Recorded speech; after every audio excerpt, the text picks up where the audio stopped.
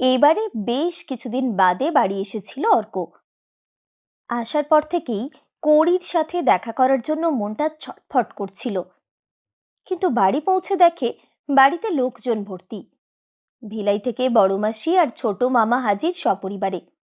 এবারে নাকি সবাই মিলে তার আর কৌড়ির বিয়ের ডেটটা ফাইনাল করেই ফিরবে। তাতে অবশ্য অর্কর যথেষ্ট সায় আছে।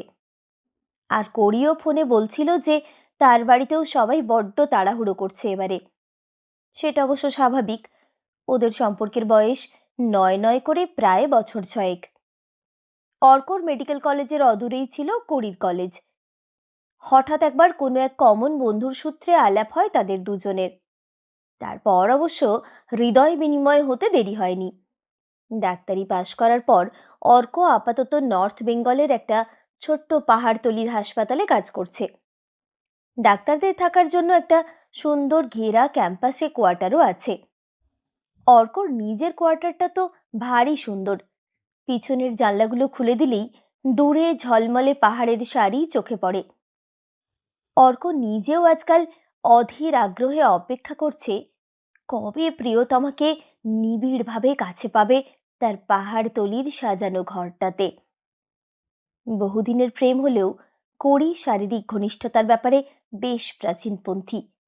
এই কালের মেয়ে হলেও অবশ্য উত্তর কলকাতার বেশ গোঁড়া যৌথ পরিবারে ওর বড় হয়ে ওঠা বলেই সেটা স্বাভাবিক বলেই ধরে নিয়েছে অর্ক। ফলে গত 6 বছরে গোটা কয় চুমু আর হাত ধরা ছাড়া আর কিছুই এগোয়নি তাদের মধ্যে।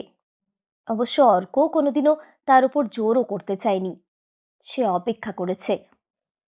এবারে দিন সাতেকের ছুটি নিয়ে এসেছিল সে।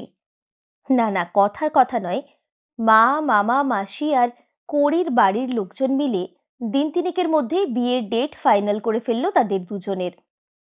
তাই সেই বিয়ের এখনো মাস পাঁচেক বাকি।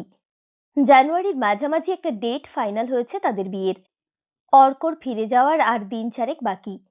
আজ সুযোগ পেয়ে বেরিয়েছিল কড়ির সঙ্গে দেখা করতে। আজকাল এক নতুন ফ্যাশন হয়েছে, দেখা করা মানেই শপিং মল। কড়ি আর সে একটা মলেই গিয়েছিল। ভালোই হয়েছে, অর্করও কিছু কেনাকাটার দরকার ছিল নিজের জন্য। অন্তত গোটা চারেক ভালো শার্ট আর মোজা। এতদিন পরে দেখা হলেও প্রেমের নয়, বরং ওদের নিজেদের কথা মানে বিয়ের প্ল্যানিংই হলো বেশি। কড়ি নতুন সংসারের স্বপ্নে মশগুল। ও একটা অনলাইন ট্রাভেল কোম্পানিতে চাকরি করে। তা নর্থ বেঙ্গলে থেকে কাজ করতে ওর খুব একটা অসুবিধে হবে না, অফিসে কথা বলে রেখেছে।